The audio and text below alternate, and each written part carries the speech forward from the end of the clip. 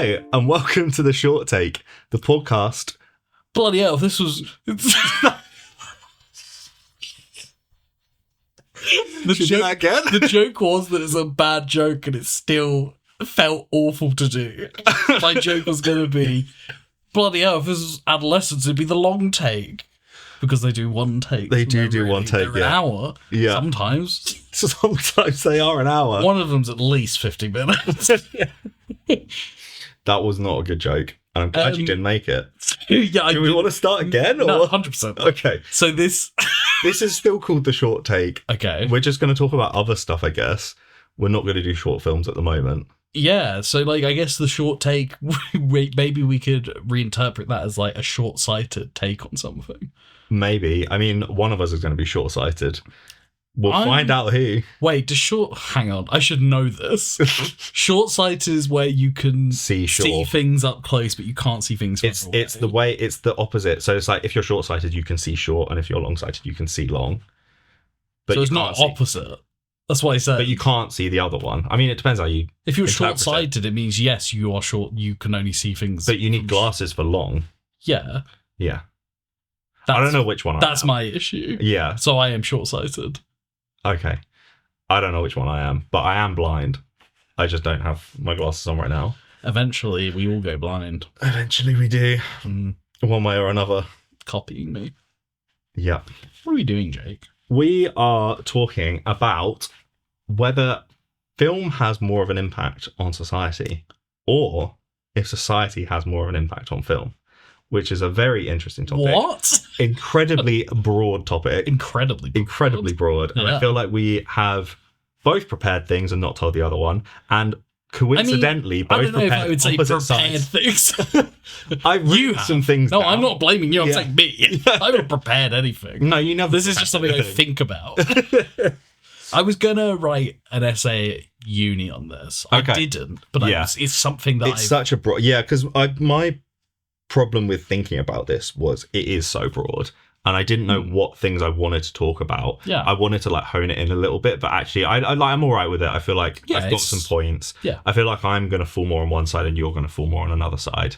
Again, I said to you earlier, I'm very much in the middle of it. Yeah, I think both.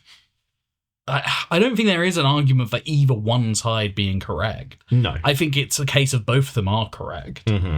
I think maybe there is discussion to be said about like which is worse, or like I don't know. I don't think there's any definitive way of saying anything anymore. Yes. Yeah. Should I introduce us? Because I haven't done that yet. They should know who we are. They should. They should listen to all the previous 22 episodes. No, there's more than that. 27? No, there's like 50. What? We did 2 seasons. We did 50 episodes? Yeah. What, we 20 did. episodes each?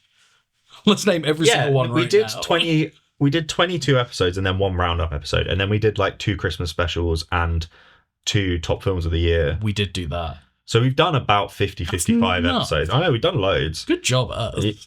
Yeah. But anyway, go back and watch all 50 of them. And then you'll know who we are. And then you'll know who we are. But in case you haven't done that. For long-term fans, that's a treat. I'm your host, Jake. And with me, as ever, is my incredibly unreliable co-host, Alex. That's me. Yeah, in case you haven't noticed, we haven't done one of these in about a year. And we've never done it on camera. No, we haven't. This is the first This is for what us. we look like. Yeah. If we use the video. Also assuming... Now I really don't want to use it. Also assuming anyone listening is someone somehow we don't know. Some people we don't know, I'm sure. I guess. I don't know 80 people, so... I definitely do. I think I could name 80 people that I know. Do it now. You could too. Second names as well, and where they live. Okay, hang on. I don't know where 80 people live. That's a different question. How do we want to start with this? Do we want to do like a point on either side as we go and then do some... or do we want to do one and then the other and then some closing thoughts? I think we should do one and then the other. Okay. Maybe. Okay. So, okay, really quick. So we're saying... The question is, does film have more of an impact on society, or does society have more of an impact on film? There's probably a better way to phrase it. There is a philosophical quote about this, and I do not know what it is, and I didn't look it up because I'm an idiot. Amazing. But there is good prep. A flash on the screen now, woo, and then like like maybe that sound effect. Yeah. Or I could wait.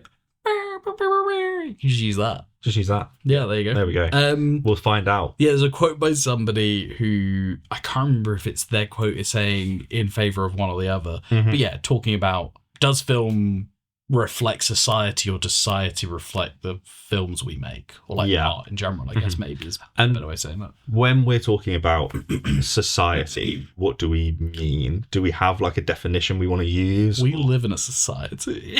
Do we? I wasn't aware. Yeah, the Joker said that. I feel like it's quite broad, isn't it? The word 100%. society. It's just like, the culture that we live in Yes. and how I think that's maybe the certain best way to put it. Is phenomena. culture, Yeah. attitudes. Yes. But then like, Yeah. I feel like, this may be getting into more of the argument, but I feel like there are blips of culture that come along from films that maybe don't have a long lasting impact, Yeah, but impact the time period. Yeah. Which I think we'll both like touch on in yeah, some sure, way. yeah. Do we want to start with the first half, film impacting society? Yeah, Yeah, yeah, that's what you're covering, that's right? mostly my side, I think. Hit me with it. Where do we want to start? I'm going to look at my notes. Oh my god. I've forgotten already. Oh! There's only one that actually has any like evidence behind it, and the other ones are just kind of like I don't things think I've you- thought about. I even need evidence. No.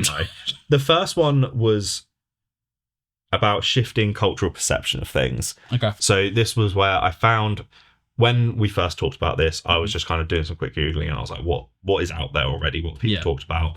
I found like a Russian paper on the impact of films and stuff. Okay. I didn't read it very much because it was very Russian orientated. It was like it was very Russian. very Russian. But like it was like Russian TV shows and stuff. I was like, I don't know what these shows are. Yeah. I mean, that's fascinating just when you think about like state media. Yeah. Russia Because as we're going to be coming from this from a very Western perspective 100%. of like English and American. Hey, TV. I don't know if we could talk about it as Western Eastern anymore with what's happening in America. Yeah, true. Like, we're the talk- same like- thing. We tend to watch English and American stuff largely. So, but the other thing I found was a YouTube video from like a TED talk or something. Yeah. That I think maybe you watched. I don't know if you actually clicked the link. Oh no, I clicked It on was a it. scamming I link, did so not good watch thing you it. didn't. Oh, I clicked. I have on all your information now. it. um, Knew it. it was a lady talking about the more around like feminism kind of side of Yeah. film and how women are presented in film. And this was from like 2017, so it was Yeah. a while ago. And she talked about when the first Hunger Games and Brave came out in 2011, Yeah. I want to say, or 2012. Bows and arrows, baby. Yeah, bows and arrows. Female interest year in for bows and archery arrows. went up like 105% or Yeah. something, which is like, I imagine that's reflected in many, many films, but like this idea that a thing, just something that is represented in media, suddenly everyone's interested in it. No. And, Katniss rocking the bow and arrow and whatever the girl in Brave is called, Merida. Merida. I've never seen that film. Have you not? No, I've seen it twice. her name's Merida. I watched it this year. You've seen it twice. I've never seen it, and I knew her name was Merida. like 3 weeks ago. That's so funny. Don't know what she's called. It's Merida. Merida. I'm gonna forget that. Yeah, I thought that was really interesting. Of like, Yeah. interest in just specific activities. I mean, you can go even further down the bow and arrow rabbit hole. Yeah. Because, like, Katniss, I think, the first Hunger Games 2011, right? Ish. Yeah. Yeah. I think it was. Yeah. So, like, Katniss uses a bow and arrow, Yeah. right? Then, I think the same year, maybe a little bit, no, 2013, so 2 years later, I don't They know what make you're gonna say. a Tomb Raider reboot, Okay. Yeah. and she uses a bow and arrow. Is that 2013? I think so, yeah. The one 2012 or with, 13. What's her face? Not the film, I'm talking about the game. Oh, the game. The But game. hear Yeah. me Yeah. out. So they do that, Yeah. Mm-hmm. and then every single video game after that has a fucking bow and arrow in it. I'm serious. Think about it. It's like, but I think Katniss maybe was the kind of Kickstarter. I think of she this was, yeah. epidemic. Yeah. Yeah. of I mean, she was a bows and Kickstarter arrows. for a lot of things. She And was a it- Kickstarter for the young adult Yeah. dystopia type films as well, 100%. which burn out very quickly. And that's Very one of those quickly. blips, I think. Hunger Games. Maze Runner. The Host. No, not the host. Fuck off. Is it the Host? Divergent. No, you know the There's one. only those three No, that there's really the- got anywhere. Oh, got anywhere, quote unquote. But I was saying they still made them based on the success of the Hunger Games. What I'm Yeah. saying is it The Host? Is that what I'm thinking of? I have no idea. I thought The Host was a horror film. It is. There's another The film. Fifth Wave? The one with No, the kick-ass it's not. girl? No. Oh. No, this film has Saoirse Ronan in it, and it's like early Saoirse Ronan, like I have no idea. Maybe it is The Host. flash on screen now. Yeah, I feel like we're going down too much down a rabbit hole. It's called like The Host or something like that. But okay. anyway, But there was that period of like 5-ish Yeah. years where young adult films were massive, which was influenced by the Hunger Games. yeah, I think that was influenced by Twilight, personally. yeah, 100%. And I think Twilight was influenced by Harry Potter, which came before it. That's interesting. Yeah. But then I think we're going down a rabbit hole of like just product being successful, so they make more product. Yes. Yeah. Like I think in terms of film influencing like the world or like But it brought film to a quote unquote new audience of like teenagers true. who were largely not represented. It changed the way I think we consume films. Yeah. At a really interesting time. Mhm. Because if you think about it, again, 2011 roughly, that is, Yes. Harry Potter arguably is actually the one that did this, but the whole thing of just a film that you're going to get, and it's a franchise where you're going to get a new one every year, IPs, basically, yes. or every couple of years. Mm. Like Star Wars obviously was like kind of the original, but even then they made 3 of them And then stopped and stopped. And then they eventually made the other 3, but when they realised that was a moneymaker. Yeah. But Harry Potter maybe is more the thing of, and again, they're based on books, so maybe it's not a fair thing, but they literally were like, yeah, we can just pump out a film once every how many years. And with the same characters, the same actors Yes. growing with them. Yeah. I But then, don't know. like, all of the other franchisey ones to begin with were also books. Twilight Star was Wars book. We're not talking about that. Harry Potter obviously was a book. Hunger Games was a book. Yeah. Divergent was a book. Maze And Runner Joe, was what's a book, interesting, I think this kind of all culminates in Marvel. which is not. Well, it's comics, but They're based on a property. Like it's a Yeah, it's but an it's not- existing thing. they're. I would argue that the Marvel films are more influenced by the comics rather than they are just the comics. Okay, yeah, in a lot that's of fair. ways. Well, no, they're adaptions, right? Like the Yeah. problem is with comics, it's like the longest running soap opera of all time. There's like infinite storylines you could pick from, Yeah. and like they are just picking and choosing what they want to throw up. But like that, the franchise mentality that we've kind of all just kind of accepted Which is very much still the came point from we're in, kind of Harry yeah. Potter, right? Like it is that thing of just you're going to watch the next one. Yeah. I think that's the attitude. And because I feel like we both grew up at a time where Harry Potter was getting big. Yes. And like it was the thing. You're like, Well, I mean, have you been to watch the new Harry Potter? I've seen all of them bar one in the cinema. And the one I didn't see Oh, really? wasn't the first one. Like, it was one of the middle ones. Really? It was the 4th one. I still didn't like that film. You watched the first one in the cinema? Yeah. How interesting. I'm old. You are older than I me. mean, I was very How young. did you? Yeah, you would have been like 2 or 3, right? I think I was about 4. The first one came out in 3 or 99, didn't it? No, it's 2000, 2001. Okay, all right. I think it's 2001. The first one I think I watched in the cinema was Half-Blood Prince. Wow. Yeah, so I didn't get to the Yeah. cinema until late in the game. Yeah, I vaguely remember seeing one. Mhm. So I remember going into the cinema. I remember seeing the poster outside because it was like this huge poster. And then I remember just being obsessed with Harry Potter. I remember all of the The advertisements. second one I vividly remember being in the cinema watching and like being Second one, okay. excited to go to the cinema. Yeah. Well, that's Um, interesting.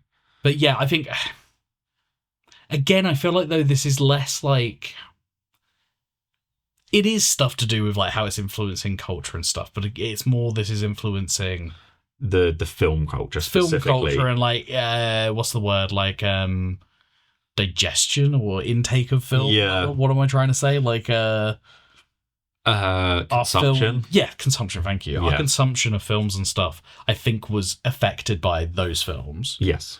But like, It's not impacting society as such. I mean, I think it is, but maybe not to the extent that there are bigger things. yeah, it's like, okay, here's a crazy one.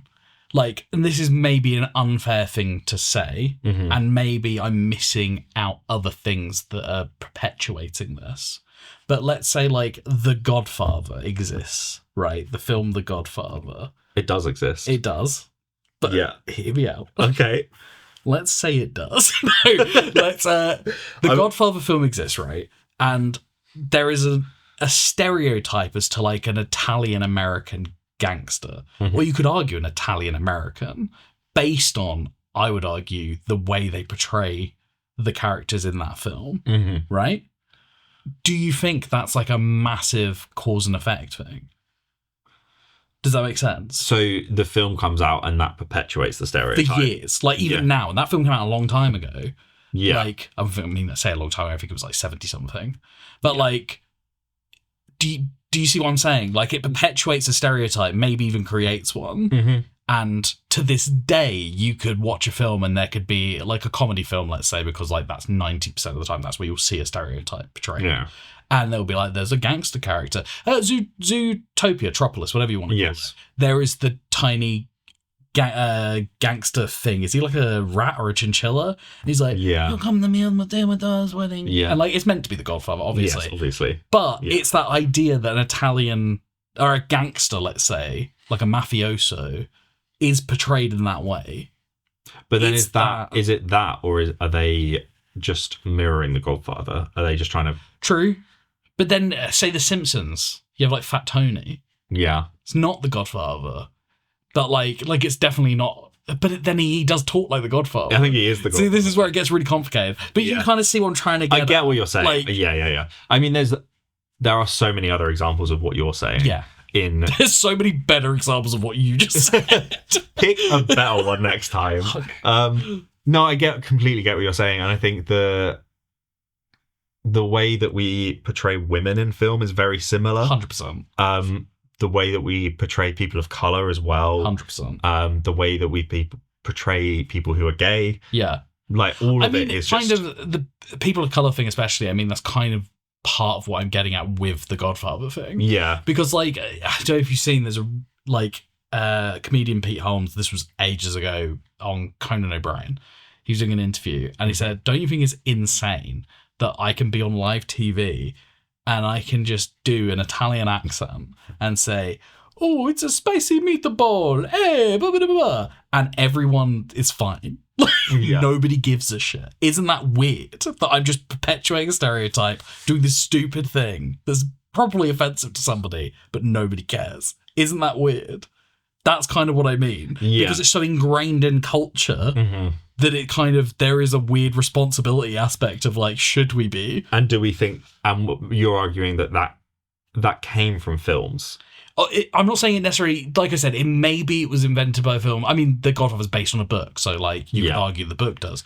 But what I'm more saying is it's the perpetuation thing. It's the idea of continuing or like strengthening an argument about this one thing. Well, yeah, because films, obviously, you're trying to establish character, aren't you? And you, a lot of the time, will use stereotypes to establish a character quicker. Exactly. And by doing that, perpetuate the stereotype and enforce it and ingrain it. Yes. Yeah. No, I think that's a very valid, good point. There's an argument to be said that, like, there's a responsibility in filmmaking and writing that, like, what are we messaging here? Yes. What's the wider pop culture sphere saying? And are we just like kind of feeding into something? Yeah. I completely agree. I think there is such a responsibility on filmmakers to challenge stereotypes a lot of the time. Yeah. I think it's also maybe the most interesting thing. I think I've said this before, but like in terms of my writing and like what I like to do when trying to write is 90% is just like, what is the established version of this? What is the established version of not just a character but like a narrative, and how can I use that to be like, actually it's this, or, actually this person's this. You actually reminded me of, I feel like you've watched this as well, the Pop Culture Detective. I've seen an incredible video which about one? Everything Everywhere All at Once, and Ke Quan's character about stereotypes and how there's the alpha Waymond. And he uses that stereotype of a man, but also like an Asian man. And completely subservience and but completely breaks what being that man stereotype is in the film sphere of like an Asian man being very subservient. And I mean, a lot of it, and it's fascinating because I think like right currently now, it's maybe even more relevant than it was with like toxic masculinity stuff we're currently talking about in the kind of wider sphere of Yeah. people talking right now. And I feel like, yeah, that character directly addresses the idea of toxic masculinity, right? Yes. He is strong, but in all the ways you would not think to be strong, quote unquote, in a typical masculine character. Yeah, because he doesn't change No. to become like macho and stuff. No. You learn that actually the version of him that is the best version is the timid, kind version. Yeah. He's emotionally like intelligent. Yeah. And he is, and he fights, but in his own way. He chooses love. Yeah. He chooses kindness and understanding. Yeah. And doesn't want anyone to fight. Yeah. And like, I rewatched the film recently. I haven't. I really It's need to. So good. It was just on TV. Wow. It was so good. Yeah, no, I think that's great. And that video is really good, and I would recommend watching it if you've not. Link right here. That's the new thing. Yeah. Sure, I guess we're doing that. Do the thing. Get my phone out. Mum, I did a thing. One of the other things I think is really important in the impact of film on society is I don't quite know how to phrase this, but it in my head it's more about the remembrance of things and events, but it's like also like a cataloguing of art history. Like a documentation. Yeah, and the first thing that I thought of was war films, because that's kind of what I was brought up on, was like the Dam Busters and Battle of Britain and 633. Yeah, that one. A Bridge Too Far. Yeah. What's the one that's like D-Day, but it's like really old? Saving Private Ryan. Sure. No, there's another one from like the 60s. But anyway, that's where my mind immediately went. Yeah. And like the importance of remembering that there were wars and they were really bad and what happened. There's a lot of talk about how films can't be anti-war and stuff like that. But I mean, it's definitely a discussion to be had, right? Because it's like, by making a war film, you're showing war. You're depicting war, and you do sensationalize it, because at the end of the day, you're making a narrative and you're trying to you want to excite people. You want people to be invested. It's really tricky. It's like I talked about this. I can't remember if I spoke about this on the podcast or not, because I can't remember if it lined up or not. But I wrote a thing about true crime and but not talking about like a documentary, but like a true crime story in terms of like, this is based on a true story, and just that thin line of like, because you're right, there is a kind of responsibility to like, some stories do need to be told, and I think like there is good that can come from them being told. Yeah. But then as soon as you start telling a true story, where's the line of like, when is entertainment versus depiction? Yeah. And I feel like it's really difficult. I feel like it's a more difficult question with a war film idea. Yeah. Because I think you can depict a war in a way that's sensationalized, but also being hard-hitting without it being based on a real war. There are plenty of war stories that aren't based on real wars. Like, look at any sci-fi war film, essentially.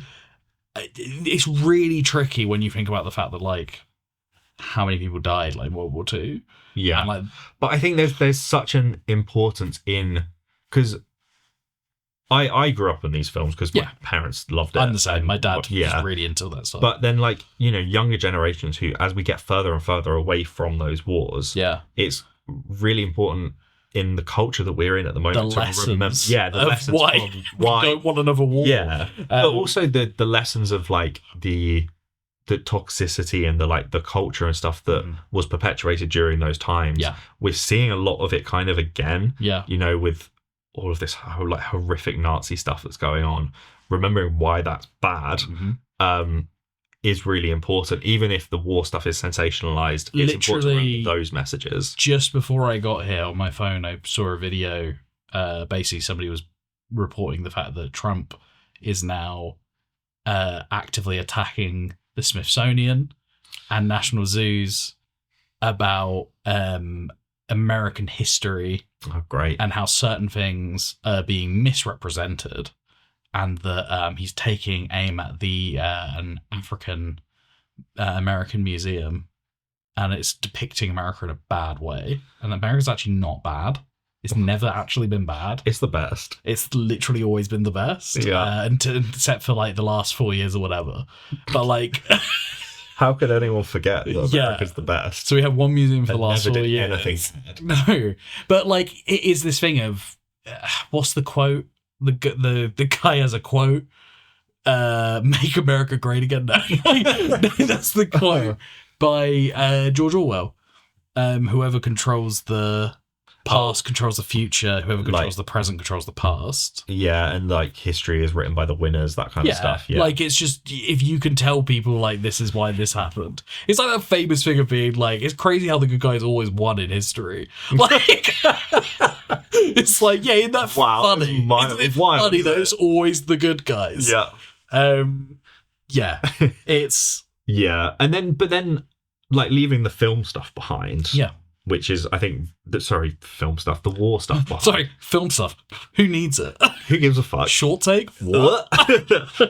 No, leaving the war stuff behind. Yeah.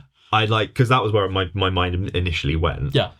There's so many other stories that have been told about stuff that I never knew anything about. Yeah. But because of a film, I now know about. Yeah. You know what I mean? And like, The Imitation Game is a good example. Yeah. I knew who Alan Turing was. I didn't really Yeah. know anything about him. Mm-hmm. But now I know what he did and how the world treated him and, Mhm. you know, what happened in that story. There's stuff like Hidden Figures, which is really Yeah. interesting.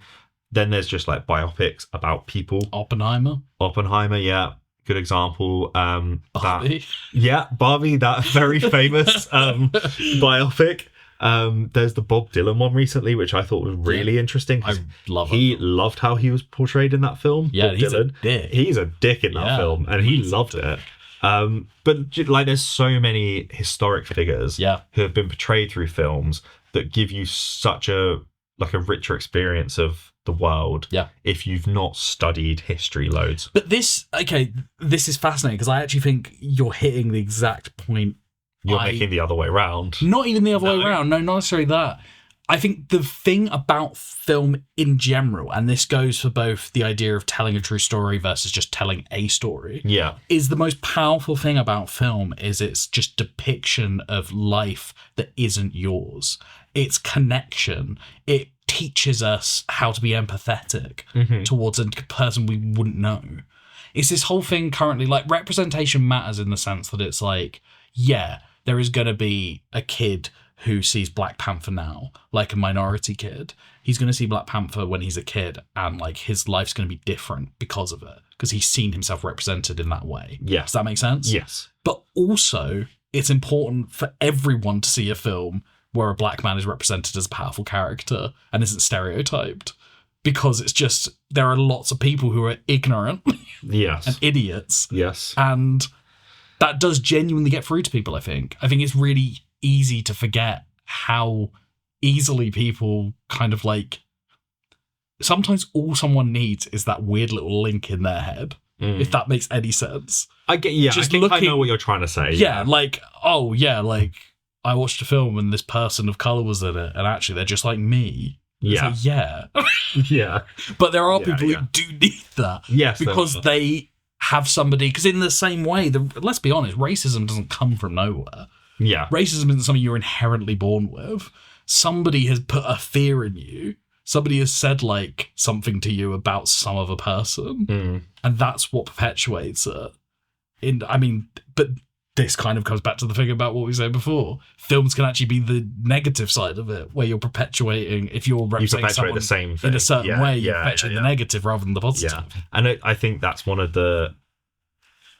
I think it's the same kind of point. Like, one of the things that's been happening recently is a lot of straight white cis men Yeah. have been like, I feel underrepresented in films because they've been represented for 100% of the screen time for Yeah. so long. Yeah. They're not used to only having 90% of Yeah. representation. Mm-hmm. And I think it's fascinating because I think it is a mixture of, you're right, like, because it is still 90% of Yeah. representation.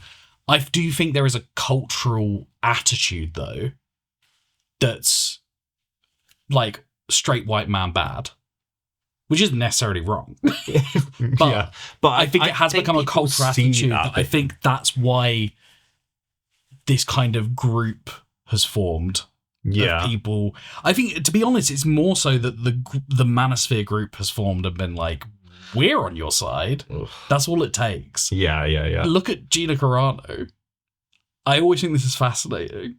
Gina Carano posted some like shitty stuff. She did. It was ignorant, I would argue, more than anything. Yeah.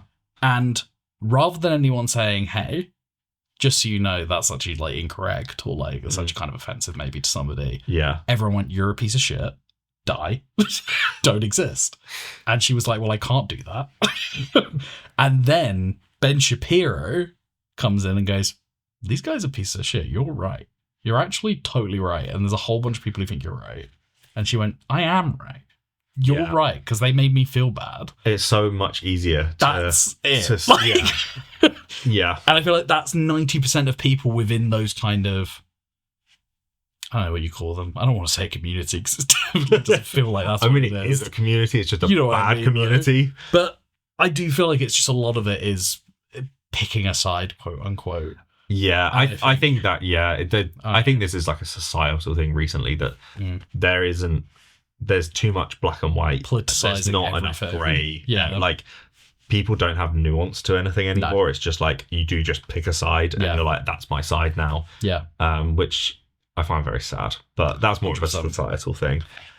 This comes back. So I actually think you've been arguing my point this whole time. So I'm a genius. I've been playing chess. I've been playing 4D chess. Okay. Art of the deal, my friend. Yeah. I put on a MAGA hat.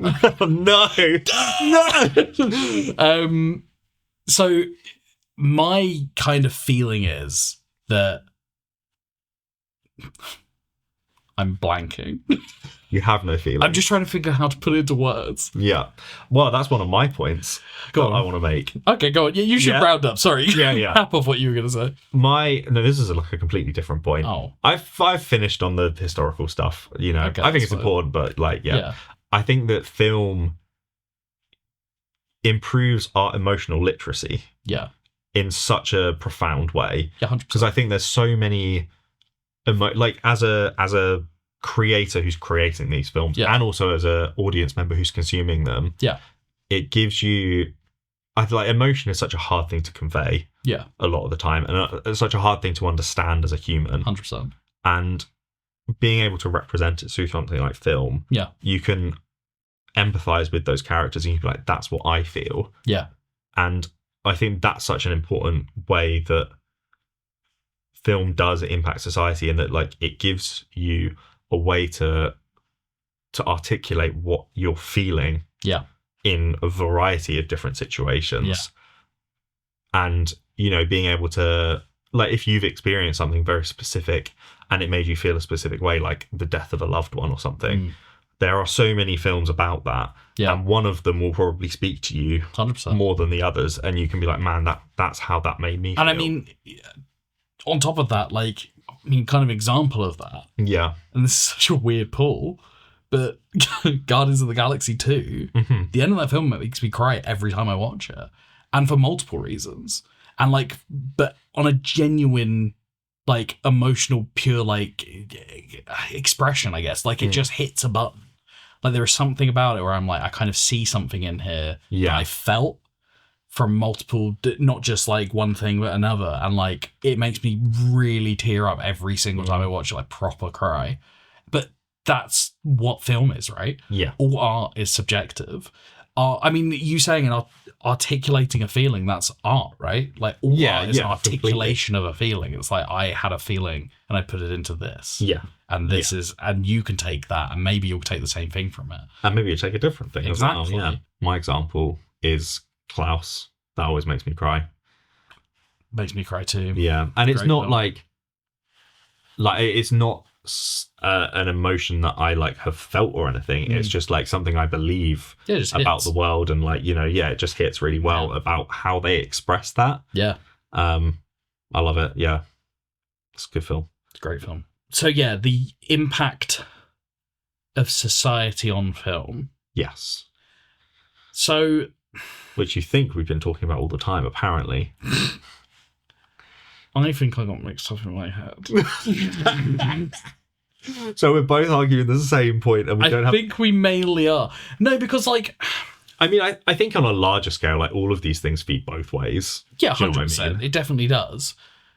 I think society's effect on film, I mean, it's clear, like, it clearly does have an effect because films are being made every day based on currently what is the, like, I don't know what the word is, like, what's the world's, like, vibe right now? Yeah, Like, do you know what I mean? Yeah. It's like, It's what's like, going on? Yeah, what's How going are people on? feeling? Yeah.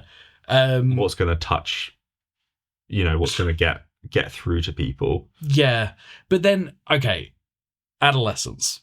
I Yeah. know it's not a film, but, No, that's okay. within the sphere. If it's on Letterboxd, then I count it. Yeah. And it's on Letterboxd, so They, only a very So, select few series get on I take there. it you've seen it all. I have. I Okay, loved yeah. it. Great series. Yeah. I think there's something fascinating about the fact that, like, there's this big discussion at the moment as to whether it should be shown in schools and stuff like that, right? Oh, is there? Okay. Yeah, so this was genuinely, I made that joke earlier. Yeah. That was a genuine thing in Parliament. There was somebody going, Was it in Parliament? was in Okay, I've not Parliament. seen it was this. at PMQs. They were like, have you seen Adolescence? And should we be showing it in schools? And Keir Starmer was like, I have seen Adolescence, and actually, it's very good. Me and my wife and my son. My wife who works in the NHS. My wife and my son watched it with me. It was quite good. I don't think it should be shown in schools because I think it's not directed at children. No. And I think it would be condescending if you showed it to a child because I think a lot of it kids know.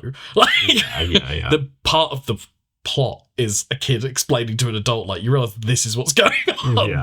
Yeah. But I think the effect it's had on society in terms of, like, the conversation that's come from it Yeah. is fascinating Mm. in so many ways. I think it's very positive because we're actually talking about something that's been going on for fucking ages and nobody's been listening to anyone about it. Yeah. But then I think, to interrupt very Go on. briefly, I think that this also speaks to the other half of how society impacts film, because Stephen 100%. Graham created this series because of these Yeah. things happening, because no one was talking about it. Yeah. And he saw all of these things happening. He was like, what the fuck is going on? Yeah. And he made this Yeah. to represent that feeling. Yeah. And then now it's created this discussion the other way where, It feeds into a loop. yeah, That's what I was getting at, and you just ruined it. I'm joking. I've stolen it. You stole my point. I got there first. But yeah, no, that's the thing, right? Like, it's like it is a cycle almost. Yeah. And I think my thing is, I feel like the argument about, like, film reflects society now, right? Like, that idea, rather than film is creating society. Does that make sense? Or culture? Well, I think that, like, ultimately, I think that film, yeah, as you're saying, film is a representation of society. Film is society. Yeah. And, like, vice versa. But then it's, okay, here's the thing. So with the whole perpetuation thing, Yeah. right? A film, we were talking earlier about Nora, and we were saying about how her character in it says some stuff at one point. Yes. And it's kind of like, you're like, ugh. Like, I Yeah. don't want to hear someone say that. But as I said, I feel like it would be disingenuous for her to speak another way. Mm. And I think that's kind of what I'm getting at. I feel like sometimes we can get to this point where, like, it's more of a conversation now, I think, but there are certain things depicted in film or, like, certain characters speaking certain ways. And it's like, well, we don't, like, we know that shouldn't be said or people shouldn't be talking like that. Mm-hmm. But then to depict a film with a character who maybe should be saying something kind of off color and they just don't, when you're watching it, you'd be like, well, that's not realistic.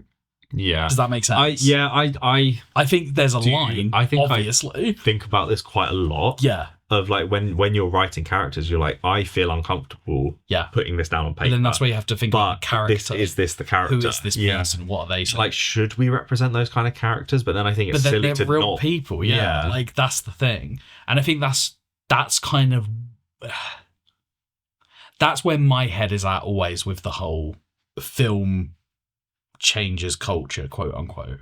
Like, this whole idea that, like, film should be a representation of, like, culture as we want it rather than as it is, maybe. And I think it shouldn't be the case. Mm-hmm. I think we can represent things and it can, like, create positive conversation. Yeah. And I think it can, again, this whole idea of, like, representation mattering and, like, that the effect that can have. Yeah. But I think at the same time, you can't be disingenuous with showing certain things. I think there has to be some element of truth, whatever that is, to what we're seeing. Yeah. Well, because I think you can do both at once, right? You can portray a film with themes of like, this is how I would like society to be, but be genuine in how you represent those characters. But then I think it's a discussion of, and I know because we saw together, I believe, Licorice Pizza. If you remember that. God, I think we did. That was ages ago. This really stuck with me though, because when we came out of it, I really, really liked it. Yeah. And a lot of you, I can't remember your personal take, but a lot of you didn't like. Yeah, it was. I mean, it was fine. That's fine. Yeah. But I think one of the things that came up was the age gap. No, I mean the age gap is the big thing. I'm actually more thinking of the character who makes the joke. There's the joke about a guy who's married to an Asian woman, and he like translates for her, but he just talks in like an accent. He never says like anything in Chinese. Okay. Right? And the point, to me, the joke was that this guy is a fucking idiot. Yeah. Like, clearly. Like, I'm not laughing at this Asian woman because she has an Asian accent or because he's doing an Asian accent because it's a funny accent. It's funny because it's insane that he would at any point think this is what he's supposed to be doing. Yeah. Like, yeah. Clearly, she can if she can understand English just in her accent, she can understand English. Yeah. But on top of that, you have this whole age gap thing, right? And my thing with the film, and what I'm coming back around and saying, is I think there's a difference between depiction and endorsement. Yeah. I think there's a difference between showcasing something, which, let's be honest, because that film's set in, what, the 60s? Like... Yeah, 60s, 70s, 60s, yeah. It's like 69, probably. It's like hippie kind of era, isn't it? I mean, there's the gas shortage stuff in America, which I think is like the end of the 60s, early 70s. But it's a time period where, like, conceivably... And, like, I mean, the story is partially based on a true story. Like, it's based on a child actor. I can't remember the guy's name now, but Paul Thomas Anderson, who made the film, like, spoke to this guy, and, like, basically that part of the story comes from him. Okay. So it's based on something that happened. And, like, obviously, there's... I don't want to endorse a fucking relationship between a 25-year-old and a 15-year-old. Yeah. Which is wild. That's the age gap in the film. It's mental. But I do think it is a realistic depiction of people from that time. That sort of age range. Yeah. Like my mum and my dad, I think I've said this to you before, my mum was like 15, 14 when she met my dad, who was like 19 or 20. And they had my sister when she was like 15. Like, my mum, not my sister. It was insane. They had her when she was 15. You would believe it. She's older than my mum. I feel like that's a big thing with all of our parents' generation. 100%. That's what I'm saying. Yeah. There's like a massive difference in time and like depictions of these eras of time and like how different things were.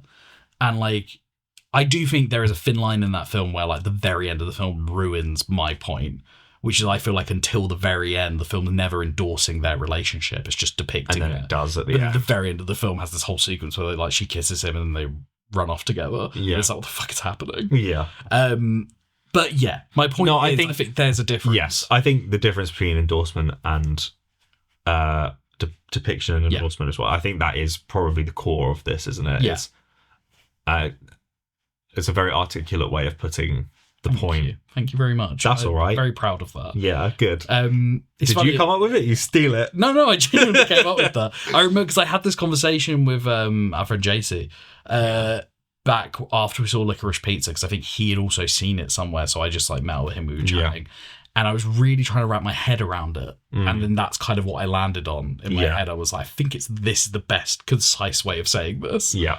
But I think it's also like with, it's funny, I watched the behind the scenes after watching Adolescence. Not the behind the scenes for Adolescence. I have watched that. I have watched that as well. Very good. It's very, very good. No, I watched the behind the scenes for This Is England, which is Stephen Graham. And it's also, there's quite a few people behind the scenes who were like involved in This Is England and with Adolescence. I just thought it was interesting seeing them all a lot younger. But there was a really interesting moment where like, have you seen This Is England? No, we nearly watched it last night, actually, but we didn't. Funny. You know what it's about, roughly? Yes, I do. So it's yeah. about like skinhead culture Yes. and England. They stuff. move there and like he gets kind of indoctrinated into it a bit. Yeah. And it's like the difference in like skinhead culture at that time where like you had people who were like into the fashion of skinhead culture, where it's like we just wear cool clothes and shave our heads. Yeah. And then the rest of them are like, we're Nazis. And there's in terms of making the film, the director Sean, who I'm getting the last name off for some reason, it's really annoying me. Director Sean is working with Tom, the main actor in it, young boy. He's never acted before. He was just some kid they found. Yeah. I think he'd acted in a short film of the directors like before that, but Okay. that was it. And Stephen Graham. And the scene is, so Stephen Graham's character is a full-on Nazi, and he is basically turning this kid into one of him, sort of thing. Like he sees him as kind of a son, almost like a prodigy. Yeah. And there's a scene where they send him into a corner shop run by a Pakistani man and somebody who the young boy knows, and he's just like an Englishman. Like this, do you know what I mean? Yeah. And the whole point in the scene is that he starts shouting like some really derogatory terms at him, and then Stephen Graham's character comes in and threatens him with a machete, and they rob the shop and all this stuff. And the idea of the scene was that, and the director talks about it, is like, I knew I needed a scene in the film that depicted what was happening at the time. He said, I didn't want a whole film where it was like every other scene is just something really horrible like this, but I knew I needed at least a scene that truly depicted the stuff that was happening on my like council estate growing up. Yeah. And so he's like rehearsing the scene with the actors and the kids there. And the kid, he tells the kid, like, this is the line sort of thing. That's what you're going to shout. And he tells him the kind of horrible stuff he has to say. And the kid says, I don't know if I can say that. And he says, like, yeah, like, obviously, I get that. But there's a reason we're doing this. And we're depicting it for a reason. And then, like, the Asian actor kind of, like, says to him, like, you can say this stuff and I'm not going to get offended, sort of thing. Like, it's fine. Like, I understand what the context of all this is. Yeah. And, like, I just thought it was fascinating as, like, a conversation between all of them. And Stephen Graham chimes in as well and they chat about it. And saying, like, this is the stuff that was happening, they start saying to him. It's the fact that there's a young actor in the room and they are genuinely having to, like, actually walk through this. Yeah. And say, why are we doing this? Yeah. And the fact that they're able to, like, articulate the fact they're like, this is really horrible and it's going to be really intense to, like, film because it, like, doesn't feel nice. Yeah. But yeah. The reason we are showing this is because this happened, and I don't think many people knew this happened, because if you didn't grow up on a council estate in the 60s or like nearing 70s, you wouldn't know. And like, yeah, I think that's kind of it, right? Like that depiction endorsement thing. But then I think there's an issue there where once the film goes out, you can take it how you want. Yeah, you can interpret it in any way. I clicked on a clip of that scene afterwards to watch the scene through. Yeah. And in the comments, there are people like, Stephen Graham's so fucking sick. He's so cool, man. When he walks to a shop with machete and threatens Pakistan. Yeah. Tess was telling me this morning that she watched the behind the scenes of that with Stephen Graham, where he's of This Is England. Yeah. And because Stephen Graham, I didn't know, is mixed race. Yes. Yeah. And he said he really struggled with that character. Yeah. Because of it's a how horrible they character. were. Yeah. But then it's a fascinating character because then even within that, I think Stephen Graham's like a genius at this in general. But they obviously, after they made the film, they made like 3 seasons of a TV show set in different decades. And his character has a full-on redemption by the end of the show. And it is fascinating because then you just get into why is this person like this? And it's kind of what I was saying earlier, like the idea of like there are ignorant people. There are people who are just like stupid. Like there are people who like racism isn't inherent. People like think stuff for a reason. And his character in particular, there is a whole thing around him. I mean, even within the film, I would argue you can tell he's not just a bad person. He's a damaged person. Yeah. And like the final scene of that film, there's like a really impactful scene that's like really hard to watch, but you see it in him. And like he even like he does something really horrible and then starts like crying and saying like, why did I do that and stuff like that. And you're like, what? Yeah, like what's wrong with you? Yeah. Like something. Yeah, I think you know like it's very representative of society. Like and so is adolescence. Yeah. 100%. You know, it's like different people have different lines and like how indoctrinated they are into these cultures. Different people have different lines. Yeah. Different people in the film actually have different lines. They do say different They actually say different things. It's kind of revolutionary in terms of film. It's not everyone just saying the same I thing. think more people should try it, to be honest. I'm really fed up having to watch it, but everyone's just saying the same thing. Yeah. But yeah, like, you know, there's different points at which people will say, oh God, what have I done? Yeah. Yeah, and I find that really interesting. I think that's one of the things I found really interesting about adolescence is 100%. that kid just had no remorse for what he'd done. It's really fucked up. It is. He was upset about how his family felt about it. Yeah. And he was very conscious about that. But there's no point in it where, like, yeah, we ever see him say, like, I'm sorry, or she didn't deserve it, or like, I Yeah. did this because of this. Yeah. I mean, you could argue that him saying he's going to plead guilty guilty. at the end is kind of maybe a hint at the idea that he's gone, actually, I fucked up. I fucked up and I need to, like, admit it. Yeah. But we never get that catharsis. I don't think I took it as that. No, that's fair. I don't think I fully took it as that either. But Yeah. it's definitely. I think there. that the closest he got to really realizing what happened was the third episode, which I think a lot of people His think is episode, the best. essentially. Yeah. Where the psychologist says, like, well, yeah, she can't because she's dead. Yeah. And he's like, why are you saying it like that?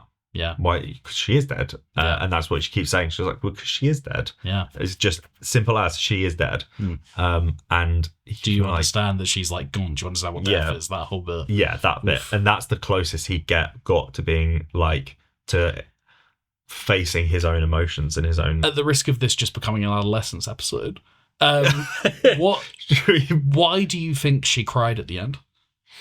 I think this is fascinating because I've heard so many different interpretations. And I think it's so interesting.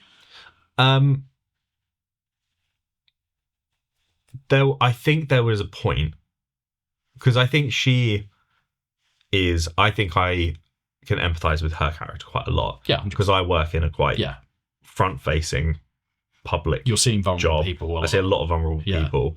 I can empathize with her separation. Yeah, that she very clearly is using. She separates herself so much from that situation just so she can get her job done. Yeah. But there's a point towards the end where she realizes he has no remorse for what he's done. I can't remember the exact point it is. It's quite near the end where she asks him something specific and he gives such a batshit answer that she's like, oh, this guy's not well. Yeah. And that, I think it's that, like, when it grounds you like that in an experience, like in as a person, when something like that grounds you, like I've had it before where I've been really separated from something and then someone said something and it's really brought me back to the room. Yeah. Brought my brain, my heart back into it rather than it just being a process thing. Yeah. And I think that's what it is. I think it's the realization that this is a real thing that's happened and that it's what you're doing is not going to be enough to change or fix it. I think it's something around that. It's really interesting. I think for me, I took it as like just before he leaves, like when it kind of kicks off because she says, this is our last session. Yeah. He says to her, do you like me? It might be that. Do you actually that might like be what me? I'm thinking of. For me, it was a case of her kind of just like extreme pity for this because he's a child. Let's not forget he's technically a victim in everything. Like as much as he's murdered someone, he's a victim of something at the same time. Yes. And I think like it's this idea that he cares so much about perception and how it, like, arguably the entire reason he did what he did was because he felt so insecure about the fact that this girl didn't like him. Yeah. Right? Yeah. Like, and I think it's this idea that, and then him saying about how he's like, she called him ugly, I think is what he says, right? Yeah. Or that he thinks he's ugly. Perceives that, yeah. And the fact that he gets annoyed when she doesn't correct him and she's just trying to dig at this idea of like, why do you think you're ugly? Or how does that make you feel that you think you're ugly? Or like, blah, blah, blah. And he's he gives so much of a shit about what everyone thinks and what everyone thinks of him. Yeah. And he's just looking for approval. And like the fact that we know, like, from his relationship with his dad, that like from his perspective, he said like his dad basically just wasn't there for him. Mm. He wasn't involved. The whole thing of him being at football, and he knew the fact that you hear the story from both angles. I thought that was and it's the same. Yeah. And that's so horrible. It's not a case of him thinking his dad wasn't proud of him, then the dad's like, oh yeah, I was so happy with it. Yeah. It's the same story. Yeah. He said the other dads laughed at me and my dad didn't do anything. I couldn't even look at me. And then he says that. Yeah. And you're like, oh, that's awful. Yeah. And the idea that he's like, I would never hit my son. So his version of like treating his son well was to just like not do anything with his son. Yeah. Like to step away from his son. Yeah. And like, I think it's all this stuff combined of this idea this kid has been abandoned in like, on like an emotional level and like drifting at sea and like not just desperately clinging to anyone. And even at that very last moment to her. Yeah. And just her kind of clocking all that. I think just the emotional kind of hit of that. Yeah. Just and the fact she does have to just like let him go and like leave him. Yeah. I think that's a very, very fair and valid interpretation. Yeah, I of mean, that. Yeah. yours was as well. Like that, again, I think this fascinating as like a thing. I mean, the whole show. The reason I think it's worth talking about in this is this idea that all of them, every single character in the show, is like understandable and not perfect, but at the same time, you're like, you can root for anyone in the show, arguably, in a way. Like even Jamie, the fact that he is in any way not redeemable, but like, what's the word? You can empathize. Thank you. Yeah. I think empathize is the word I'm looking for. Yeah. The fact that you can see things from his perspective, not in the sense of like, I Justifying understand. it. Do you know what I mean? Yeah, But you can understand what's happened to him. You can, it's depiction rather than An endorsement. endorsement. It's depiction, not endorsement. Yeah. Which is the name of today's episode. It's quite a good name. It's not bad. Yeah, maybe.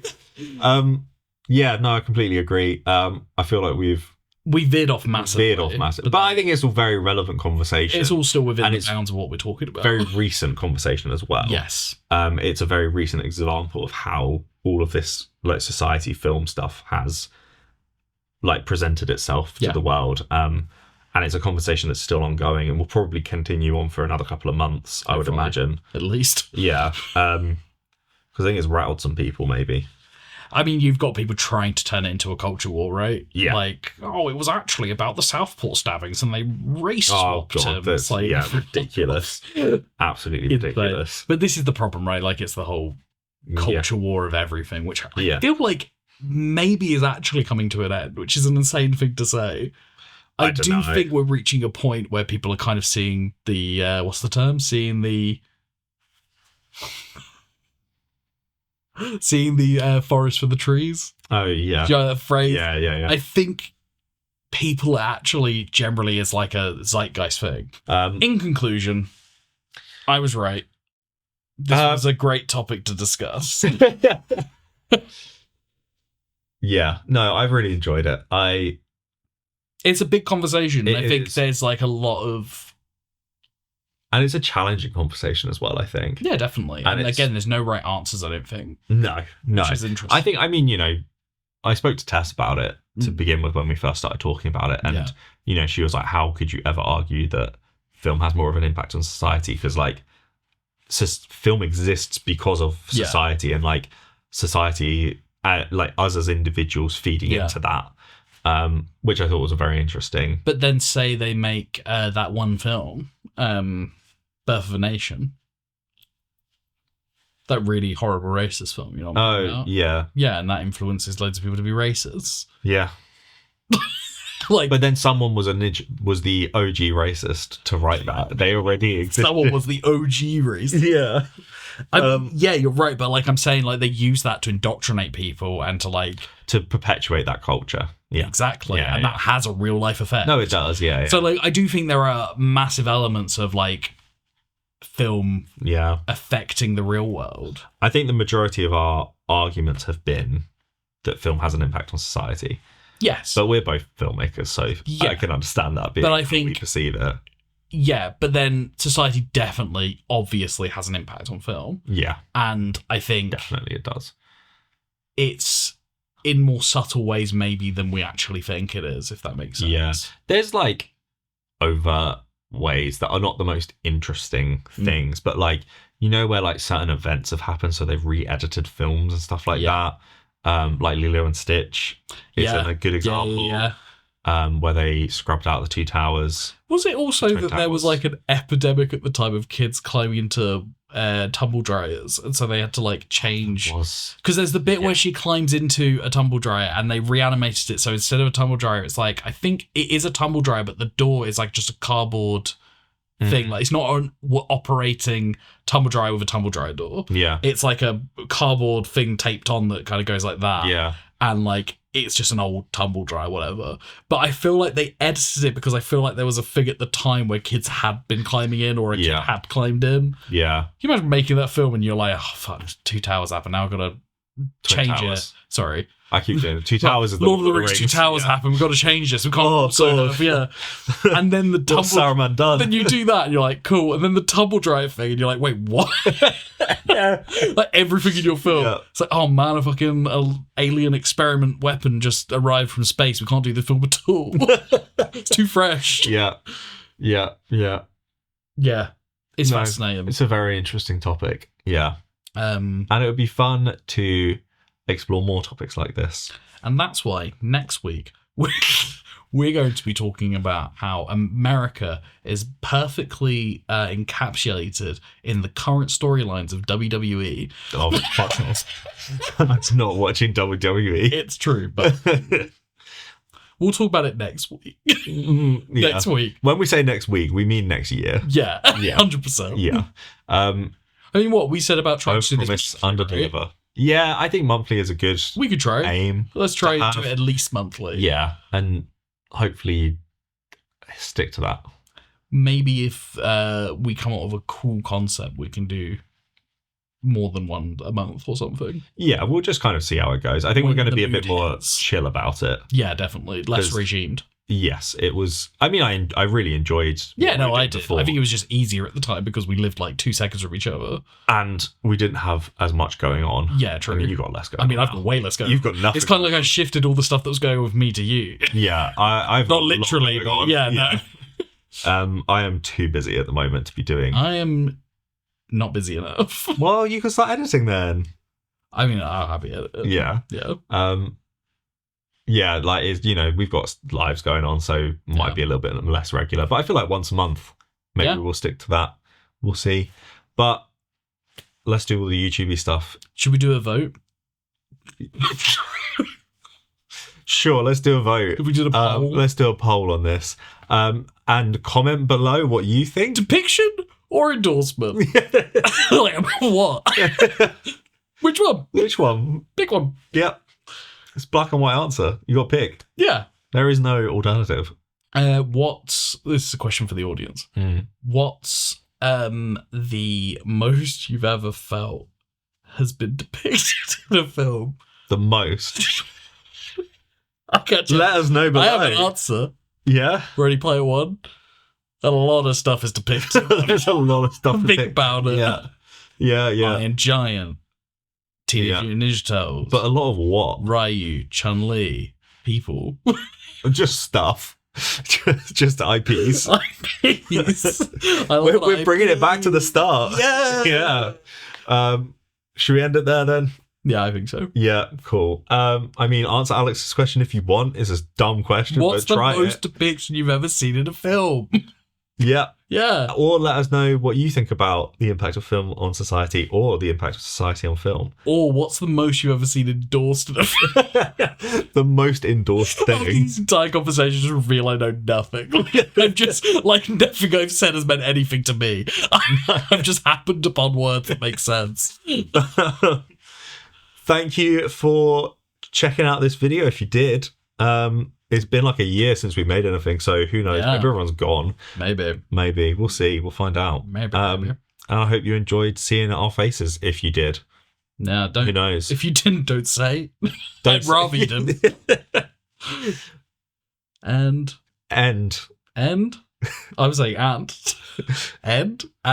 We used to have an ending, didn't we? I don't know what it is. The end was, well, we had an intro song and we had an outro song. And I would always No. play it live. Yeah. Well, we're not doing that anymore. And obviously. Yeah, we got a live band now. Hit it.